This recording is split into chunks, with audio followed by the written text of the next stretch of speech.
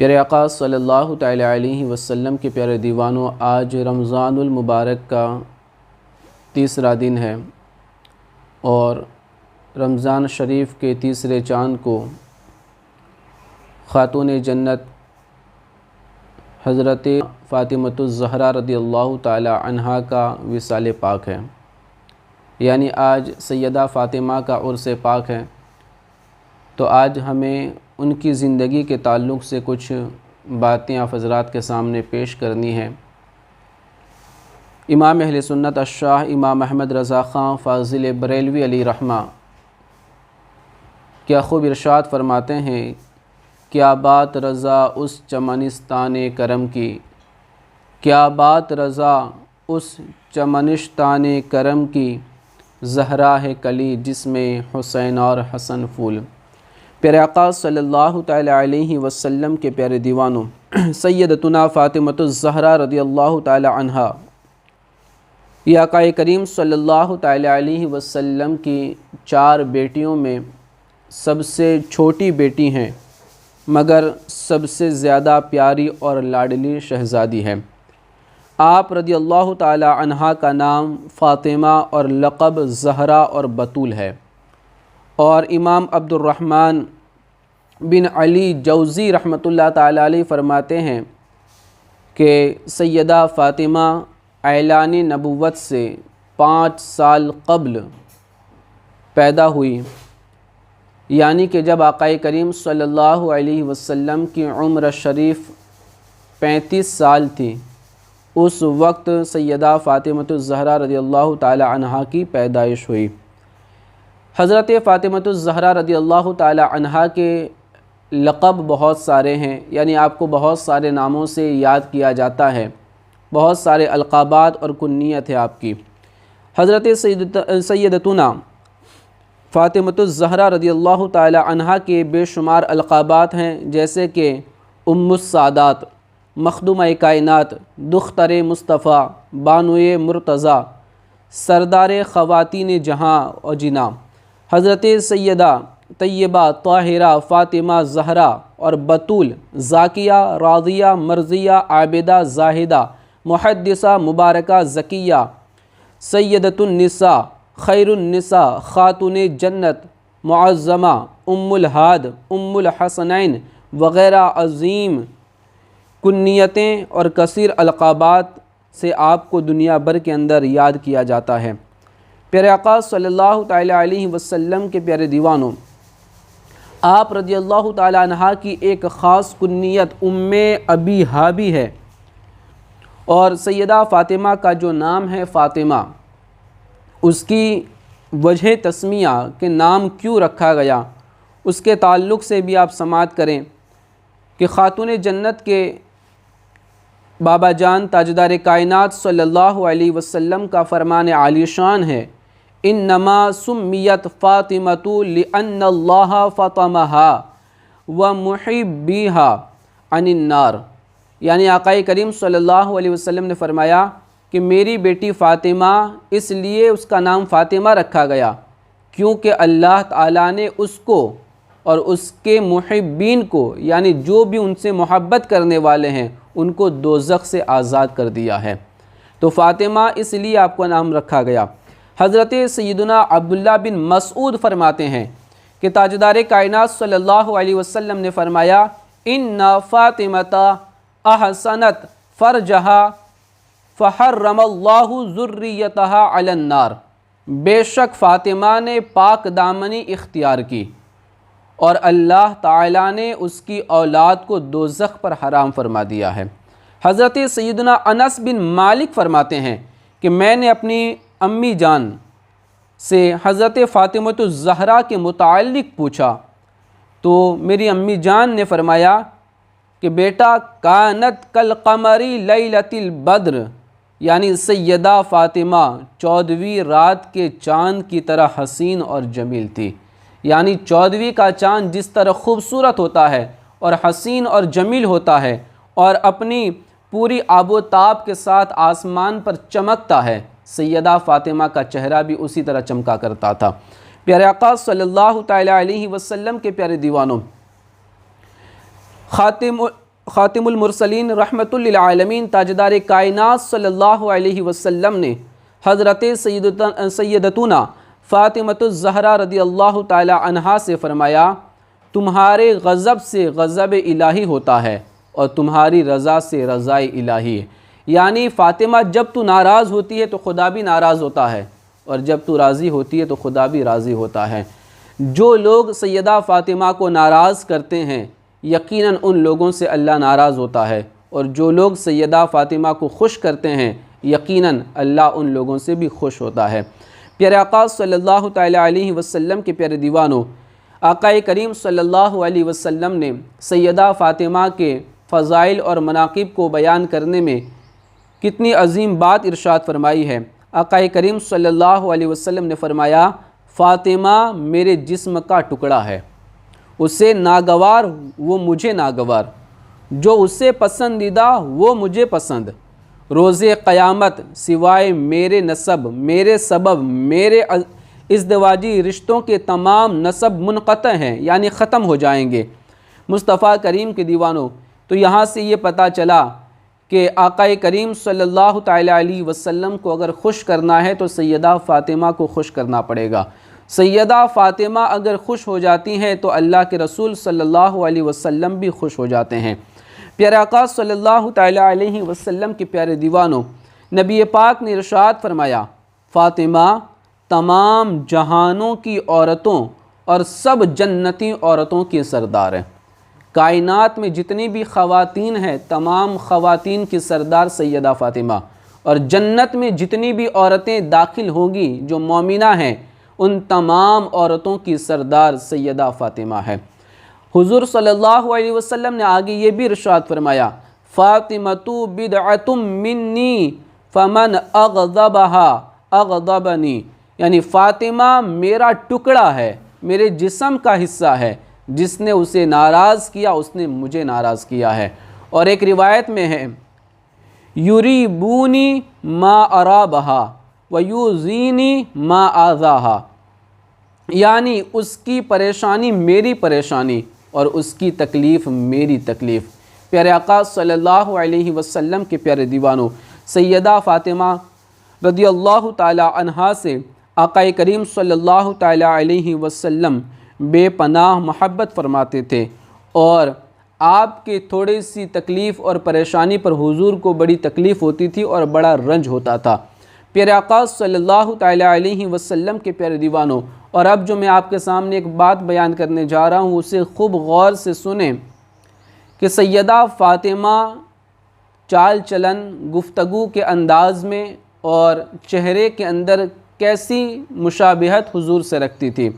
تو ام المؤمنین حضرت سیدتنا عائشہ صدیقہ طیبہ طاہرہ رضی اللہ تعالی عنہا فرماتی ہیں کہ میں نے چال ڈھال، شکل و شباہت یعنی رنگ و روپ اور بات چیت میں فاطمہ سے بڑھ کر کسی کو حضور سے مشابہ نہیں دیکھا ہے۔ یعنی سیدہ فاطمہ شکل و صورت میں ہو بہو حضور صلی اللہ علیہ وسلم کے مشابہ تھی۔ اور عائشہ فرماتی ہیں کہ چال ڈال سیدہ فاطمہ کے چلنے کا انداز بھی وہی تھا جیسے حضور چلا کرتے تھے، آپ کے بیٹھنے اٹھنے کا انداز بھی وہی تھا جیسے حضور بیٹھا کرتے تھے، اور شکل و صورت تو ویسے ہی حضور صلی اللہ علیہ وسلم کے مشابہ تھی۔ اور عائشہ فرماتی ہے کہ آپ کی بات کا انداز یعنی بات چیت کرنے کا انداز بھی حضور صلی اللہ علیہ وسلم کی طرح تھا۔ یعنی جس طرح آقا کریم صلی اللہ علیہ وسلم کلام فرماتے تھے، بات کرتے تھے، سیدہ فاطمہ اسی انداز سے بات کیا کرتی تھی۔ اور جب فاطمہ رضی اللہ تعالی عنہا بارگاہ مصطفیٰ میں حاضر ہوتی، یعنی سیدہ فاطمہ حضور کی بارگاہ میں آتی تو آقا کریم صلی اللہ علیہ وسلم اپنی بیٹی کے استقبال کے لیے اپنی جگہ سے کھڑے ہو جاتے، اور آپ رضی اللہ تعالی عنہا کے ہاتھوں کو حضور اٹھا کر بوسہ دیتے، اور حضور فاطمہ کو اپنی جگہ پر بٹھاتے جہاں پر حضور بیٹھا کرتے تھے۔ یہ سیدہ فاطمہ سے آقا کریم صلی اللہ علیہ وسلم محبت فرماتے تھے۔ اب دیکھیں کہ جس کی آمد پر حضور کھڑے ہو جائیں اور حضور آگے بڑھ کے جس کا ہاتھ تھام کے ہاتھ چوم لے اور پھر اپنی جگہ پر بٹھائیں، یہ پیار اور یہ محبت اپنی بیٹی کو آقا کریم کے سوا کوئی نہیں کر سکتا۔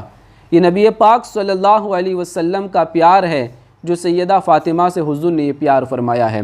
تو یہاں سے یہ پتہ چلا کہ اپنی بیٹیوں کے محبت سے ہاتھ چومنا اور اس کو بوسہ دینا، اسے پیار کرنا، آگے بڑھ کے اٹھا لینا، اپنی جگہ پہ بٹھانا، یہ تاجدار کائنات صلی اللہ علیہ وسلم کی سنت مبارکہ ہے۔ یہ پیار، یہ محبتیں میرے آقا نے اس وقت میں عطا فرمائی جس وقت میں لوگ بیٹی کے پیدا ہونے پر اسے منحوس سمجھ کر زمین میں دفن کر دیا کرتے تھے، اسے زمین میں زندہ گاڑ دیا کرتے تھے۔ اس وقت میرے آقا نے اپنی بیٹیوں سے ایسا پیار فرمایا اور ایسی محبت فرمائی اور دنیا کو بتا دیا کہ بیٹیاں بوجھ نہیں ہوتی، بلکہ بیٹیاں تو ماں باپ کو جنتی بنانے کے لیے ایک ذریعہ ہوا کرتی ہے، ایک سبب ہوا کرتی ہے۔ جو شخص اللہ اس کے رسول کے فرمان کے مطابق اپنی بیٹیوں کی پرورش کریں، اسے اچھی تعلیم دیں، اسے قرآن و حدیث سکھائیں، اچھے اخلاق دیں اور پھر اسے بالغ ہونے کے بعد اس کا نکاح کر دے اچھی جگہ رشتہ دیکھ کر، تو وہ بیٹیاں ماں باپ کے لیے جنت کا ذریعہ بن جایا کرتی ہے۔ پیارے آقا صلی اللہ تعالی علیہ وسلم کے پیارے دیوانوں، سیدہ فاطمہ الزہرا رضی اللہ تعالی عنہا کے فضائل اور مناقب بہت زیادہ ہیں۔ پیارے آقا صلی اللہ تعالی علیہ وسلم کے پیارے دیوانوں، سیدہ فاطمہ الزہرا رضی اللہ تعالی عنہا یہ اپنا کام کاج خود کرتی تھی اور پورا وقت عبادتوں میں بھی مشغول رہتی تھی۔ کنویں سے پانی خود نکالتی تھی رسی ڈال کر، جس کی وجہ سے ان کے ہاتھوں کے اندر چھالے پڑ گئے تھے، اور مشکیزہ کندھے پہ اٹھا کے لاتی تھی تو کندھے کے اوپر کالے رنگ کے دھبے پڑ گئے تھے، نشان پڑ گئے تھے، اور گھر میں چکی بھی خود اپنے ہاتھوں سے چلاتی تھی تو چکی پیسنے کی وجہ سے بھی انگلیوں کے اندر سوجن ہو جاتی اور چھالے پڑ جاتے تھے اور ہاتھ بالکل سخت ہو جاتا تھا، یعنی خود گھر کے کام کاج کرتی تھی۔ اب دیکھیں، سارے کائنات کے سردار کی بیٹی ہے لیکن پانی بھرنے کے لیے دور جاتی ہے، اپنے ہاتھوں سے پانی نکالتی ہے اور مشکیزہ کندھے پہ اٹھا کے لاتی ہے، سارے کام کاج خود کرتی ہے۔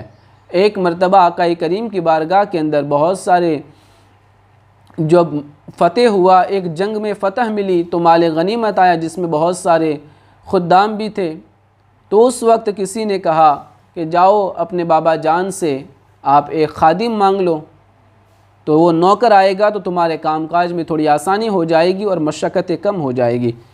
سیدہ فاطمہ الزہرا رضی اللہ تعالی عنہا آقا کریم صلی اللہ علیہ وسلم کی بارگاہ میں خادم کی طلب کے لیے آئی کہ حضور مجھے ایک خادم دے دیں، ابا جان مجھے ایک نوکر دے دیں۔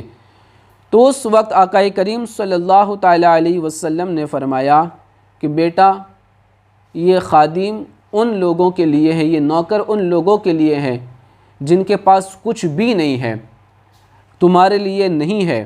میرے آقا نے منع کر دیا، اور اس وقت آقا کریم صلی اللہ علیہ وسلم نے فرمایا کہ بیٹی فاطمہ، میں تمہیں تحفے کے طور پر ایک وظیفہ دینا چاہتا ہوں، اور وظیفہ یہ ہے کہ جب تم اس وظیفے کو پڑھو گی تو تمہارے پورے دین کے بعد جو تھکان لگتی ہے کام کرنے کے بعد، وہ ساری تھکان اس وظیفے کے بعد ختم ہو جائے گی۔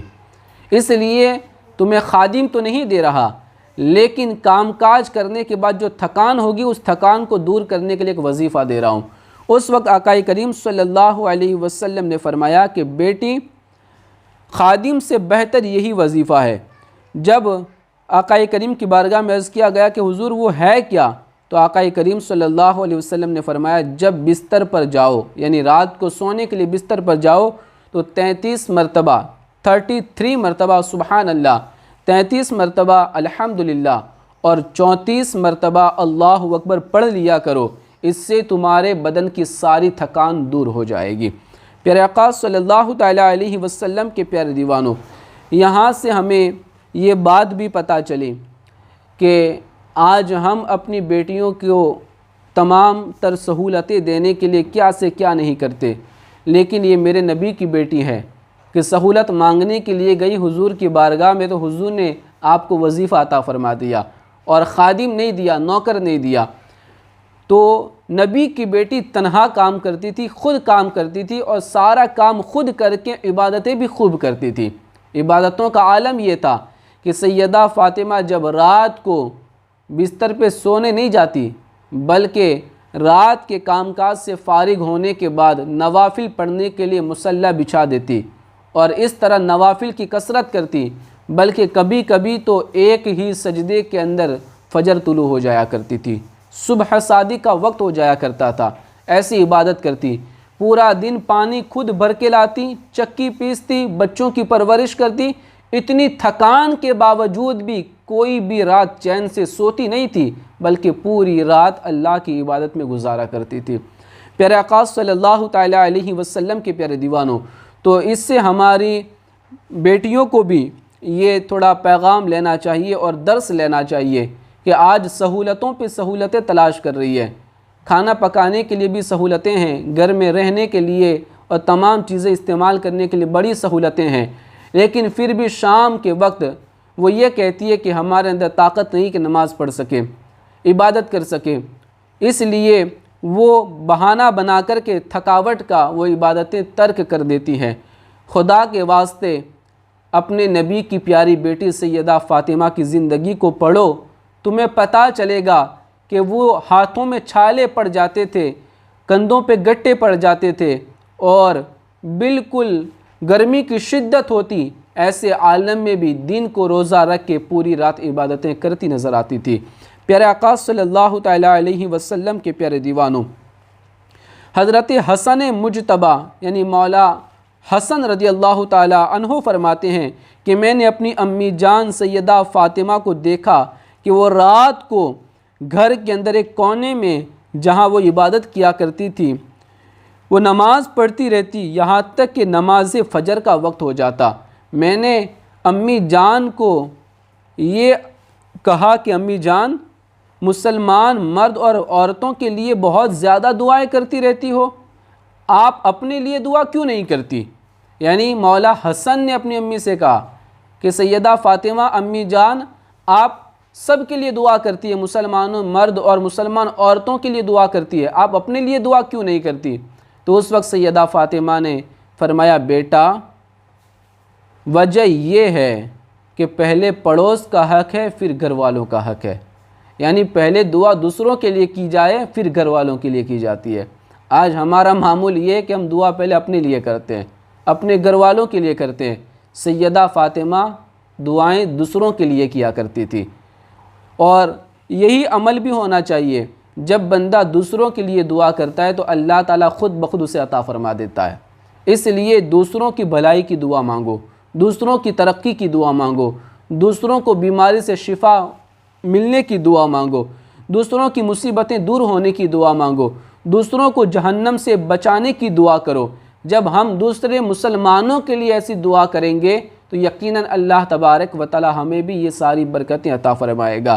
سیدہ فاطمہ ہیں جو دوسروں کے لیے دعا مانگا کرتی تھی۔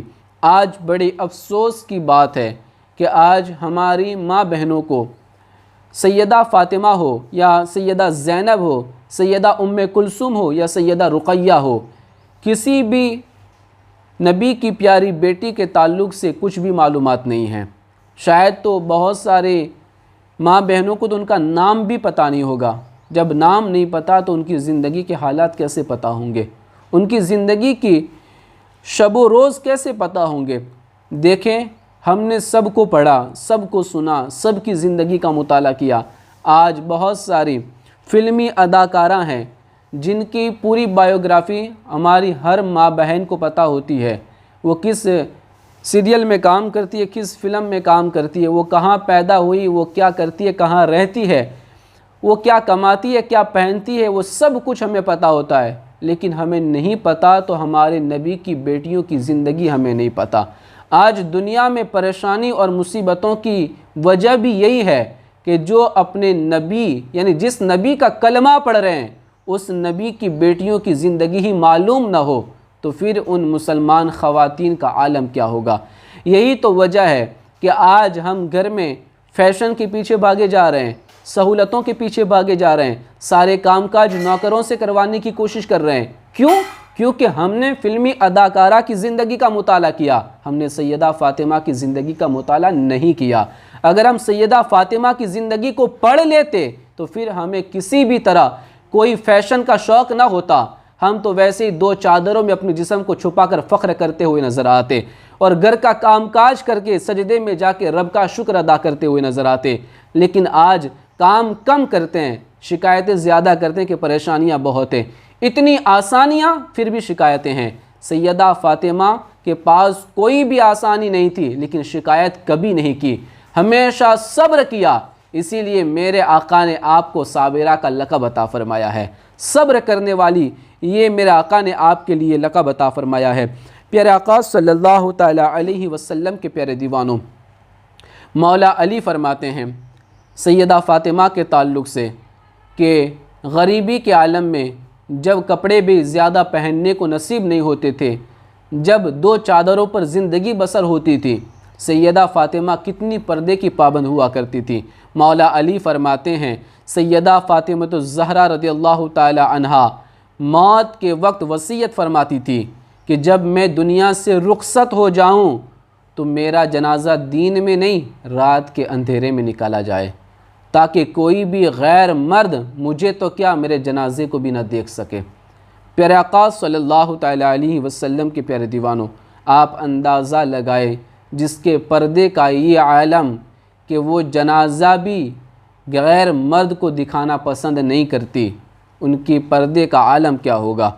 پیارے آقا صلی اللہ تعالیٰ علیہ وسلم کے پیارے دیوانوں، یہ سیدہ فاطمہ ہے جن کا وصال رمضان شریف کے تیسرے روزے کو سن ہجری 11 منگل کی رات میں ہوا، اور جب آپ انتقال فرما گئی تو سیدہ فاطمہ الزہرا کا نماز جنازہ یا تو مولا علی نے پڑھایا یا سیدنا عباس رضی اللہ تعالی عنہما نے پڑھایا، اور آپ کو جنت البقیع کے اندر دفن کیا گیا۔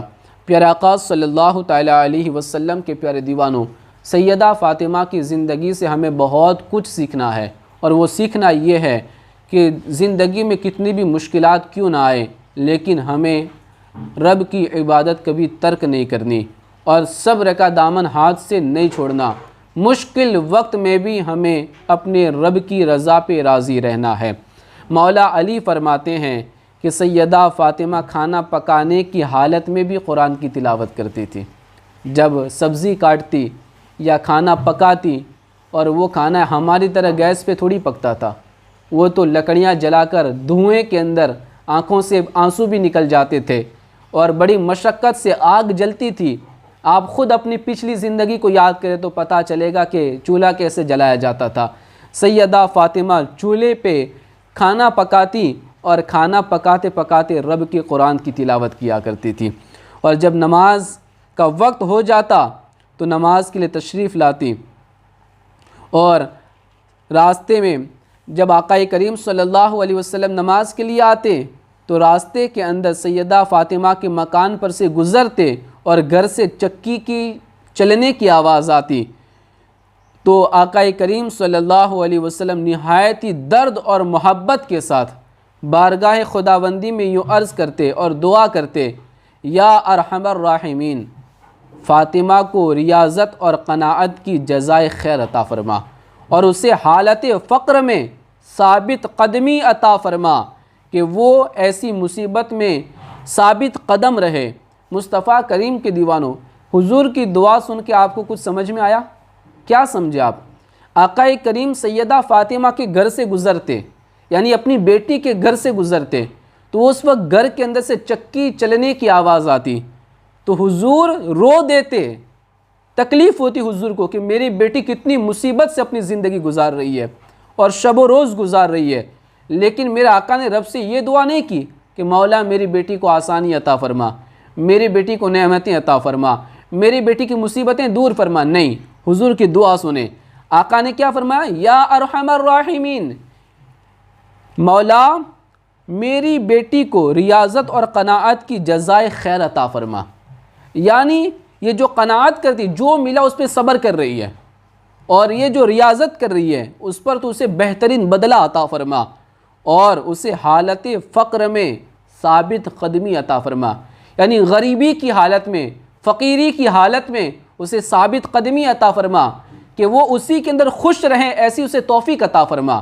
یہ حضور اپنی بیٹی کے لیے دعا کر رہے ہیں کہ میری بیٹی کو فقیری کے اندر جینے کی توفیق عطا فرما، اس کے پیر ڈگمگائے نہیں۔ اور ہم کیا ہے، ہماری بیٹی کو تھوڑی سی تکلیف پڑ جائیں تو ہم اسے سسرال سے میکے بلا لیتے ہیں اور ہم اس کے سسرال والوں کو ڈانٹتے ہیں۔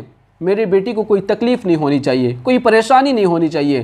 دوستان گرامی، اپنی بیٹیوں کو جب کوئی تکلیف پہنچے تو آپ بھی نبی کی طرح دعا کرو کہ مولا میری بیٹی کو ثابت قدمی عطا فرما، فقر میں ثابت قدمی عطا فرما، مصیبتوں میں صبر کرنے کی توفیق عطا فرما۔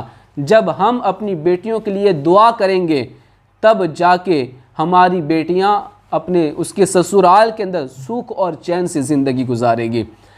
آج بیٹیوں کو بھی یہاں سے یہ نصیحت لینی چاہیے کہ یہ تمنا نہ کریں کہ ہمیں ملنے والا ہر گھر چین و سکون والا ہی ملے۔ ہو سکتا ہے ہماری قسمت میں کوئی تکلیف بھی آ جائے، کوئی پریشانی بھی آئے، کبھی مصیبت بھی آئے، کبھی کھیت میں جا کے کام کرنا پڑے، کبھی اور مزدوری کرنی پڑے۔ ابھی ہمارے سسرال میں اچھا ہے، ہو سکتا ہے 10 سال کے بعد کبھی کوئی غریبی آ جائے اور مصیبت آ جائے، تو ایسے وقت میں ہمیں اپنے شوہر کا ساتھ نہیں چھوڑنا، ہمیں ایسے وقت میں سسرال کو چھوڑنا نہیں ہے، بلکہ غربت کے عالم میں سسرال والوں کا ساتھ دے کر ان کے ساتھ زندگی گزارنی چاہیے، ان کے ساتھ آدھی روٹی کھا کر اپنی زندگی کو بسر کرنا چاہیے۔ یہی تعلیم میرے آقا نے اپنی بیٹی فاطمہ کو عطا فرمائی تھی۔ پیارے آقا صلی اللہ تعالیٰ علیہ وسلم کے پیارے دیوانوں، سیدہ فاطمہ بڑی سخی تھی، بڑی سخاوت کرتی تھی۔ ہوتا گھر میں کچھ بھی نہیں تھا لیکن سائل کبھی دروازے سے خالی نہیں جاتا تھا۔ کبھی بھی کوئی مانگنے آ جاتا، گھر میں سوکھی روٹی ہوتی نکال کے دے دیا کرتی، 4 کھجوریں ہوتی نکال کے دے دیا کرتی۔ ایک مرتبہ سائل آیا، اس کے پاس کچھ بھی نہیں تھا۔ اس وقت سیدہ فاطمہ کے گھر میں بھی کچھ نہیں تھا، ایک چمڑا تھا جس چمڑے کے اوپر وہ نماز پڑھا کرتی تھی اور حسنین کریمین کو سلایا کرتی تھی۔ تو اس وقت دوپہر کا وقت تھا، حضرت امام حسن امام حسین کو اسی چمڑے پہ سلایا ہوا تھا۔ تو جب مانگنے والا آیا تو آپ نے گھر میں دیکھا کچھ بھی نہیں تھا، آپ نے حسنین کریمین کو اٹھایا اور زمین پہ مٹی پہ سلا دیا اور وہ چمڑا اٹھا کر کے سائل کو عطا فرما دیا۔ یہ آپ کی سخاوت تھی۔ گھر میں کچھ بھی نہیں ہوتا تھا لیکن دروازے پہ آنے والے بندے کو کبھی خالی ہاتھ نہیں لوٹاتی تھی۔ پیارے آقا صلی اللہ علیہ وسلم کے پیارے دیوانوں، آپ کو وہ مشہور واقعہ بھی پتہ ہے کہ جب امام حسن اور امام حسین 2 بیمار ہو گئے تو اس وقت آقا کریم صلی اللہ علیہ وسلم نے فرمایا کہ حسنین کریمین بیمار ہے تو تم لوگ روزوں کی نظر مان لو، یعنی جس کو منت کہتے ہیں، منت مان لو کہ ہم 3 روزے رکھیں گے وہ ٹھیک ہو جائیں۔ تو حسنین کریمین کے ٹھیک ہونے کے لیے منت مانی گئی۔ سیدہ فاطمہ نے بھی روزہ رکھا، حضرت مولا علی نے بھی روزہ رکھا اور آپ کی خادمہ جو فدہ تھی اس نے بھی روزہ رکھا۔ اب ہوا یہ کہ اللہ نے ان کا امتحان لیا۔ جب روزہ رکھنا تھا تو گھر میں کچھ نہیں تھا، تو اس وقت مولا علی رضی اللہ تعالی عنہ ایک یہودی کے یہاں سے 3 سا جو لائے، جس کو سیدہ فاطمہ نے پیس لیا اور ایک سا 3 دن کے لیے رکھ لیا کہ اسی سے روٹیاں بنائیں گے اور اسی سے ہم لوگ افطاری کریں گے، اسی کو پکا لیں گے۔ اب 1 سا ہوتا کتنا ہے؟ تو 1 سا 4 کلو میں 160 گرام کم ہوتا ہے 1 سا۔ تو 3 دن پکایا۔ جب افطار کے لیے بیٹھے افطاری کرنے کے لیے تو جیسے پہلا دن تھا تو ایک مسکین آیا، اس نے کہا کہ میں بہت بھوکا ہوں، آپ مجھے کھانا دے دو۔ تو اس وقت مولا علی نے وہ ساری روٹیاں اٹھا کر اسے عطا فرما دی اور آپ نے ویسے ہی پانی پی کے روزہ افطار کر لیا۔ دوسرا دن ہوا، پھر آپ افطاری کے لیے بیٹھے اسی جو کی روٹیاں پکا کر کے۔ آج ہمارے پاس افطار کے لیے کیا نہیں ہے، بہت اچھی اچھی غذائیں ہیں، جو چاہتے ہیں افطار کے لیے ہمیں مل جاتا ہے۔ اور اگر آج ہمیں افطار کے لیے کچھ نہ ملے تو ہو سکتا ہے ہم روزہ رکھنا ہی بند کر دیں، کیونکہ افطاری کا کوئی سامان ہی روزہ رکھ کے کیا کریں گے۔ یہ دیکھیں نبی کے گھر والوں کے روزے، کہ روٹیاں افطاری کے لیے بنا رہے ہیں، روٹیاں کھا کے افطاری کر رہے ہیں، لیکن وہ بھی کھانے کو نہیں مل رہی۔ پہلے دن سائل نے سوال کیا، مسکین تھا، ساری روٹیاں اٹھا کے دے دی۔ دوسرے دن روزہ افطار کرنے کے لیے بیٹھے، ایک یتیم بچہ آیا، کہا کہ میں یتیم ہوں، میرا کوئی نہیں ہے، بڑی بھوک لگی ہے، مجھے کھانا دے دو۔ وہ ساری روٹیاں اٹھا کر یتیم بچے کو دے دی گئی۔ اور تیسرے دن پھر جب افطاری کے لیے بیٹھے تو ایک قیدی آیا، کہا کہ میں قیدی ہوں، مجھے بڑی بھوک لگی ہے، کئی دنوں سے کھانا نہیں کھایا، آپ مجھے کھانا دے دیں۔ وہ ساری کی ساری روٹیاں اٹھا کر اس قیدی کو عطا کر دی۔ مصطفیٰ کریم کے دیوانوں، اب کیا ہوا؟ 3 دن روزے رکھے، افطاری کے لیے کچھ نہ ملا، کھڑے رہنے کی طاقت نہیں، چلنے کی طاقت نہیں، کھڑے رہتے تو زمین پہ گر جاتے تھے، ایسی پوزیشن ہو گئی، کمزوری پیدا ہو گئی۔ آقا کریم صلی اللہ علیہ وسلم نے پوچھا کہ کیا حالت ہے؟ مولا علی سے پوچھا، کہا کہ میری بھی یہی حالت ہے، اور آپ کی پیاری بیٹی سیدہ فاطمہ کی بھی یہی حالت ہے، اور فدہ کی بھی یہی حالت ہے۔ میرے آقا صلی اللہ علیہ وسلم نے خوشخبری سنائی تو اس وقت سیدہ فاطمہ سے اور مولا علی سے آقا کریم نے فرمایا کہ اے علی اور اے فاطمہ، تمہیں پتہ ہے وہ 3 دن تک افطار کے وقت وہ آتا تھا تو وہ کون آتا تھا؟ تو کہا کہ ایک مسکین تھا، ایک دن قیدی آیا، ایک دن یتیم آیا۔ کہا کہ وہ قیدی مسکین یتیم نہیں تھا، وہ جبریل امی تھے، جو قیدی کی شکل میں آئے، مسکین کی شکل میں آئے، اور ایک یتیم بچے کی شکل میں آئے۔ اللہ تمہارا امتحان لینا چاہتا تھا، تمہاری پریکشا لینا چاہتا تھا، اور تم امتحان میں کامیاب ہو گئے ہو، اللہ تمہیں اس کا بہت بڑا اجر عطا فرمانے والا ہے۔ مصطفیٰ کریم کے دیوانوں، کبھی ہمارا بھی امتحان ایسے ہو سکتا ہے، کبھی سحری کے لیے کچھ نہ ملے، کبھی افطاری کے لیے کچھ نہ ملے۔ اس کا مطلب یہ نہیں ہوتا کہ روزہ رکھنا چھوڑ دیں، بلکہ کسی بھی حالت میں ہم روزے کی پابندی کریں۔ یہ نبی کے گھرانے والے تھے جو بھوکے رہ کر دوسروں کو کھانا کھلا دیا کرتے تھے اور ایسی سخاوت کیا کرتے تھے۔ آج ہمارے پاس بہت کچھ ہوتا ہے، ہم اگلے مہینے کا سوچ کے کسی کو دیتے نہیں کہ اگلے مہینے ہمارے گھر میں کیا ہوگا، 5 دن کے بعد ہمارے گھر میں کیا ہوگا، ہم اس لیے سخاوت نہیں کرتے۔ یاد رکھیں، یہ صحیح بات نہیں ہے۔ جو بھی ہو، جتنا بھی ہو، آپ سے جو ہو سکے کچھ نہ کچھ دے دینا چاہیے۔ یہی نبی کے گھر والوں کی سنت مبارکہ ہے۔ پیارے آقا صلی اللہ علیہ وسلم کے پیارے دیوانوں، یہاں سے ایک بات یہ بھی پتہ چلی کہ منت کیسے مانیں۔ بہت سارے لوگ منت مانتے ہیں نا، ناریل پھوڑنا، اگربتی جلانا، چادر چڑھا دینا، پھول چڑھا دینا، یہ منت شرعی منت نہیں ہے۔ منت کسے کہتے ہیں؟ تو شیخ الحدیث حضرت علامہ عبد المصطفیٰ اعظمی رحمۃ اللہ تعالیٰ علیہ فرماتے ہیں کہ نظر اور منت شریعت میں اس عبادت کے کام کو کہتے ہیں جو بندہ خود اپنے اوپر لازم کر لے۔ مثلا یہ کہا کہ میرا فلاں مقصد پورا ہو گیا تو میں اتنی رکعتیں نفل پڑھوں گا، یا اتنے روزے رکھوں گا، یا اتنے مسکینوں کو خدا کی رضا کے لیے کھانا کھلاؤں گا، یا کوئی بھی نیک کام کروں گا، تو یہ منت ہے۔ منت عبادت کی ہوتی ہے، غیر عبادت کی منت نہیں ہوا کرتی۔ اسی لیے شارح مشکات حکیم الامت مفتی احمد یار خان نعیمی علیہ رحمہ میرات المناجی کے اندر فرماتے ہیں، غیر واجب عبادت کو اپنے اوپر واجب کر لینا یہ نظر ہے، یہی منت ہے۔ نظر شرعی میں یہ شرط ہے کہ ایسی چیز کی نظر مانی جائے جو کہیں نہ کہیں واجب ہو۔ جو چیز کہیں واجب نہ ہو اس کی نظر شرعی درست نہیں ہوگی، صحیح نہیں ہوگی۔ دوسرے یہ کہ وہ کام عبادت ہو۔ تیسرا یہ کہ خالص اللہ کے لیے ہو، کسی بندے کے لیے نہ ہو، کیونکہ نظر شرعی عبادت ہے اور عبادت صرف اللہ ہی کی ہو سکتی ہے، بندے کی نہیں ہو سکتی۔ ہاں، یہ جو لوگ نظر مانتے ہیں کہ ہم فاتحہ دلائیں گے بزرگان دین کے لیے، یا 11ویں شریف کی نظر مانتے ہیں، تو یہ نظر جو ہے وہ لغوی نظر ہے، وہ شرعی نظر نہیں ہے، اور اس کو پورا کرنا ضروری بھی نہیں ہے۔ اگر کسی نے منت مانی کہ میرا فلاں کام ہو جائے گا تو میں فلاں ولی کے مزار پہ چادر چڑھاؤں گی، تو اگر کام ہو گیا تو یہ نظر پوری کرنا ضروری نہیں ہے۔ کیوں ضروری نہیں ہے؟ کیونکہ یہ عبادت میں شامل نہیں ہے۔ اگر روزے کی ہوتی تو پورا کرنا ضروری، نماز کی ہوتی تو پورا کرنا ضروری، مسکین کو کھانا کھلانے کی ہوتی تو پورا کرنا ضروری ہوتا، لیکن یہ نظر شرعی نہیں ہے، یہ لغوی نظر ہے، پورا کرنا ضروری نہیں ہے۔ ہاں، پورا کر لے تو اچھی بات ہے، کوئی گناہ بھی نہیں ہے۔ اسی لیے ہم تمام حضرات سے گزارش کرتے ہیں کہ جب بھی کوئی مشکل وقت آئے، جب کوئی پریشانی آئے، تو اگر آپ نظر مانو، منت مانو تو عبادت کی مانو، کہ کام ہو جائے گا تو روزے رکھ لیں گے، کام ہو جائے گا تو نفل نماز پڑھ لیں گے، کام ہو جائے گا تو اللہ کی رضا کے لیے کچھ مسکینوں کو کھانا کھلا دیں گے۔ تو اس طرح کی منت مانو، یہ شرعی منتیں، اور جب کام ہو جائے تو پورا کرنا ضروری ہو جاتا ہے۔